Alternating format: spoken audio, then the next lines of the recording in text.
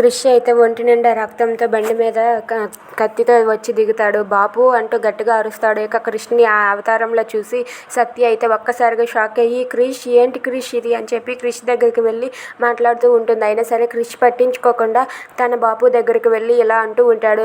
ఇక మీద వాడు నిన్ను ఎమ్మెల్యే సీటు కాదు కదా నిద్దట్లో కూడా కలవరించడానికి భయపడతాడు నాన్న, చూస్తూ ఉండు. ఎలాగైనా సరే ఈసారి ఎమ్మెల్యే సీట్ నీదే. నువ్వు ఎమ్మెల్యే అవ్వడం కోసం నేను ఏదైనా చేస్తాను నాన్న, నీకోసం నా ప్రాణాలైనా ఇస్తానని చెప్పి క్రిష్ మహదేవయ్యతో అంటాడు. అది విని మహదేవయ్య అయితే నువ్వు నా కొడుకు అనిపించుకున్నావురా, అదిరా శభాష్రా అని చెప్పి మహదేవయ్య క్రిష్ని పట్టుకొని అంటూ ఉంటాడు. ఇదంతా విని సత్య అయితే ఒక్కసారిగా షాక్ అయ్యి అలా ఉండిపోతుంది. ఇక ఆ మహదేవయ్య మాయలో నిండి క్రిష్ని ఎలా తప్పించాలని చెప్పి సత్య అనుకుంటూ ఉంటుంది. ఇక క్రిష్ మాత్రం నీకోసం నేను ఏదైనా చేస్తానని వాళ్ళ నాన్నకు మాట ఇస్తాడు. ఇక క్రిష్ సత్య వాళ్ళిద్దరూ కూడా ఇంట్లో ఉండగా సత్య అయితే ఇలా అంటూ ఉంటుంది. క్రిష్ ఇప్పుడు నేను నీకు ఒక విషయం చెప్తాను విను.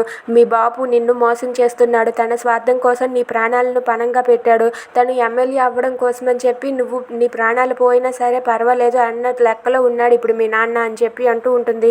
అది విని క్రిష్ అయితే చాలా కోపంతో రగిలిపోతూ సత్య గొంతు పట్టుకొని సత్య అని చెప్పి గట్టిగా అరుస్తాడు. దాంతో సత్య అయితే ఒక్కసారిగా షాక్ అయ్యి అలా ఉండిపోతుంది. If you like this video please like, share and subscribe. Thanks for